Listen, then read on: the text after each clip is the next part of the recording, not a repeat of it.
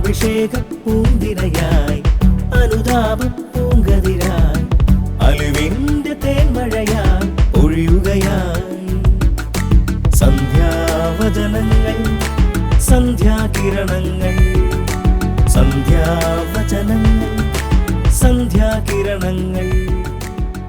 സന്ധ്യാവചന ധ്യാനത്തിൻ്റെ 3-ാം ദിവസത്തിലേക്ക് പ്രാർത്ഥനാപൂർവം സ്വാഗതം.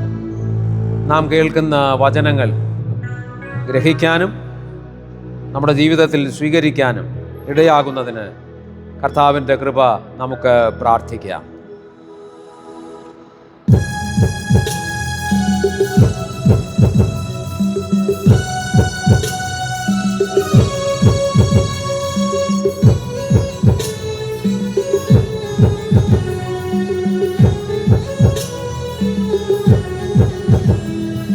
ജീവന്റെ ആത്മാവേ പരിശുദ്ധാത്മാവേ ഞങ്ങളിൽ വന്നു നീ വാഴണമേ. ജീവന്റെ ആത്മാവേ പരിശുദ്ധാത്മാവേ ഞങ്ങളിൽ വന്നു നീ വാഴണമേ. ആത്മാവേ പരിശുദ്ധാത്മാവേ ആത്മാവേ പരിശുദ്ധാത്മാവേ ഞങ്ങളിൽ വന്നു നീ വാഴണമേ. ഞങ്ങളിൽ വന്നു നീ വാഴണമേ.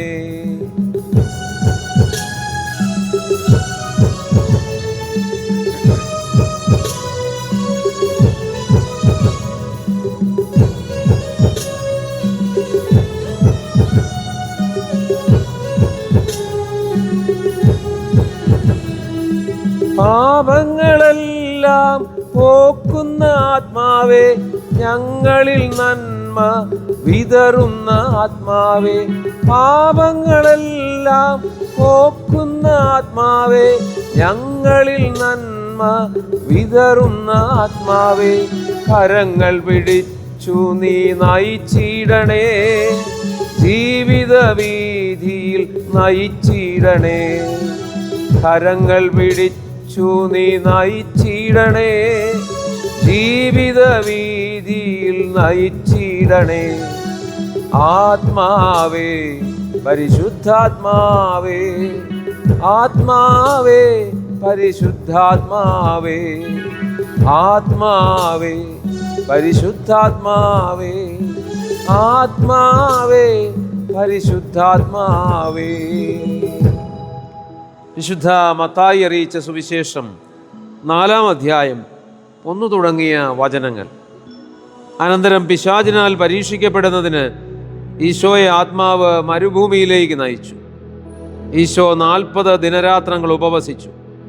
അപ്പോൾ അവന് വിശന്നു. പ്രലോഭകൻ അവനെ സമീപിച്ചു പറഞ്ഞു, നീ ദൈവപുത്രനാണെങ്കിൽ ഈ കല്ലുകൾ അപ്പമാകാൻ പറയുക. അനന്തരം പിശാച് അവനെ വിശുദ്ധ നഗരത്തിലേക്ക് കൂട്ടിക്കൊണ്ടുപോയി ദേവാലയത്തിൻ്റെ അഗ്രത്തിൽ കയറ്റി നിർത്തിയിട്ട് പറഞ്ഞു, നീ ദൈവപുത്രനാണെങ്കിൽ താഴേക്ക് ചാടുക. നിന്നെക്കുറിച്ച് അവൻ തൻ്റെ ദൂതന്മാർക്ക് കൽപ്പന നൽകും. നിന്റെ പാദം കല്ലിൽ തട്ടാതിരിക്കാൻ അവർ നിന്നെ കൈകളിൽ താങ്ങിക്കൊള്ളും. വീണ്ടും പിശാച് വളരെ ഉയർന്ന ഒരു മലയിലേക്ക് അവനെ കൂട്ടിക്കൊണ്ടുപോയി. ലോകത്തിലെ എല്ലാ രാജ്യങ്ങളും അവയുടെ മഹത്വവും അവനെ കാണിച്ചുകൊണ്ട് അവനോട് പറഞ്ഞു, നീ സാഷ്ടാംഗം പ്രണമിച്ച് എന്നെ ആരാധിച്ചാൽ ഇവയെല്ലാം നിനക്ക് ഞാൻ നൽകും. ഈശോ കൽപ്പിച്ചു, സാത്താനെ ദൂരെ പോവുക, എന്തെന്നാൽ നിന്റെ ദൈവമായ കർത്താവിനെ ആരാധിക്കണം, അവിടുത്തെ മാത്രമേ പൂജിക്കാവൂ എന്ന് എഴുതപ്പെട്ടിരിക്കുന്നു. അപ്പോൾ പിശാച് അവനെ വിട്ടുപോയി. ദൈവദൂതന്മാർ അടുത്തു വന്ന് അവനെ ശുശ്രൂഷിച്ചു. പ്രിയപ്പെട്ട സഹോദരരെ, ഈ വചനഭാഗത്തിലെ മുഴുവൻ വചനങ്ങളും ഞാൻ വായിച്ചില്ല. ഈശോ ഓരോ പരീക്ഷണവും പിശാച് നൽകുമ്പോൾ അതിന് തക്കതായി മറുപടി നൽകുന്നുണ്ട്. 1ഉം 2ഉം ഭാഗത്തെ പരീക്ഷണങ്ങൾ കർത്താവിന് സ്വീകരിക്കേണ്ടി വരുമ്പോൾ അവിടുന്ന് പറഞ്ഞ വചനങ്ങൾ ഞാൻ വായിച്ചില്ല.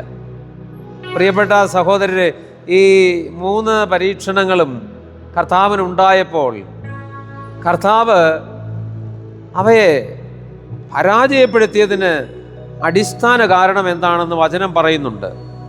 അത് ആരംഭ വചനത്തിലാണ് നമ്മൾ കാണുന്നത്. എന്താണത്? ഈശോ 40 ദിനരാത്രങ്ങൾ ഉപവസിച്ചു. നമ്മുടെ ഈ പീഡാനുഭവ ആഴ്ചയിലേക്ക് പ്രവേശിക്കുന്ന ധ്യാനത്തിൻ്റെ സമയത്ത് നമ്മളെ തന്നെ നാം നവീകരിക്കേണ്ടത് നമ്മുടെ പ്രാർത്ഥനാ ജീവിതത്തിൻ്റെ തലത്തിലാണ്. കടന്നുപോയ ദിനങ്ങളിൽ നമ്മെ തന്നെ സ്നേഹത്തിൻ്റെ തലത്തിൽ നവീകരിക്കേണ്ടതിനെക്കുറിച്ച് നാം ധ്യാനിച്ചല്ലോ. ഈശോ താൻ ദൈവപുത്രനാണെന്നും തനിക്ക് മഹത്വമുണ്ടെന്നും പ്രകടമാക്കിയ ഒരവസരമാണ് ഈ പ്രലോഭനത്തിൻ്റേത്. ഈശോയ്ക്ക് പ്രലോഭനങ്ങൾ ഉണ്ടായെങ്കിൽ തീർച്ചയായും നമുക്കും ഉണ്ടാകും. ജീവിതത്തിൻ്റെ വിവിധ മേഖലകളിലുള്ള ആർക്കും പ്രലോഭനങ്ങൾ ഉണ്ടാകും. പക്ഷേ നാം ഓരോരുത്തരും നമ്മുടെ പ്രാർത്ഥനാ ജീവിതത്തിൽ നമ്മെ തന്നെ നവീകരിക്കുന്നില്ലെങ്കിൽ പ്രലോഭനങ്ങളിൽ നാം ഉൾപ്പെട്ടു പോകും. നാം പരാജിതരായി മാറും. പിശാച് നമ്മെ കീഴ്പ്പെടുത്തും. കുറേ നാളുകൾക്ക് മുൻപ് ഞാൻ സായാഹ്നത്തിൽ വ്യായാമത്തിന് വേണ്ടി നടക്കുകയാണ്.